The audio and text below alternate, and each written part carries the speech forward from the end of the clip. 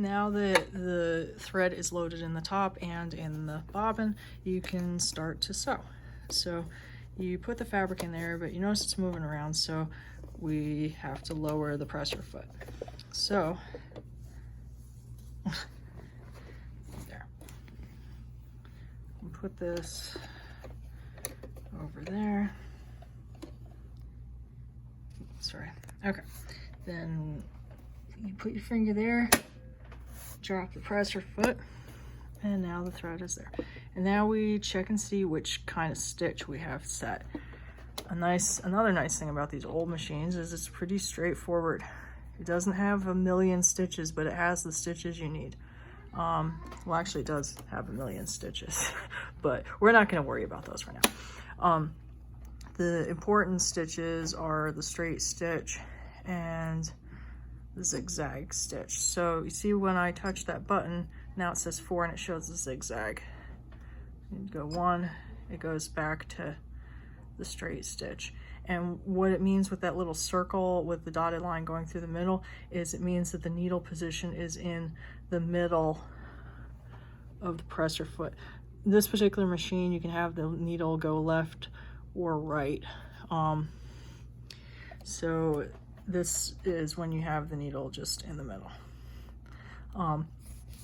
So the these things here where it says width, width won't affect the straight stitch, but the length will. So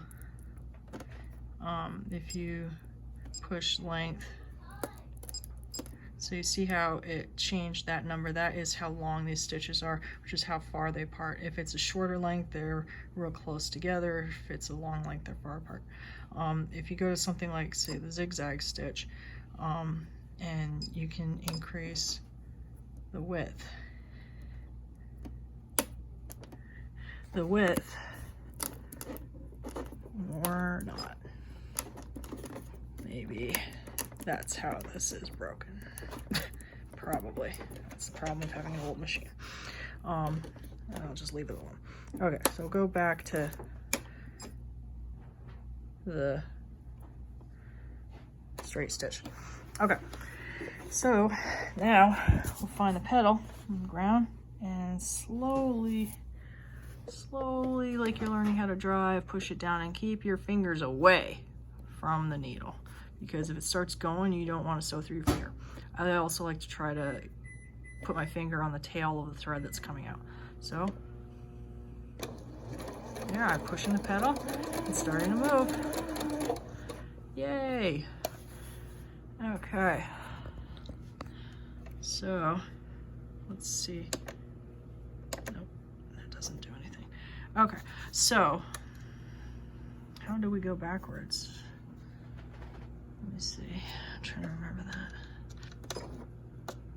Okay, this button moves the needle up and down. So moving the needle down is useful if you want to, say, rotate your fabric. You go and lift the presser foot up, turn the fabric while the needle is still stuck in it, holding it in place. It's really handy. Drop the presser foot, and you can start sewing again. Great. Now we've done some sewing.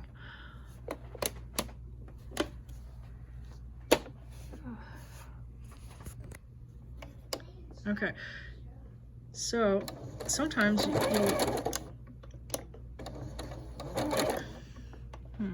I thought that was the reverse stitch, but apparently it is not. Or maybe it's broken. Probably. Okay,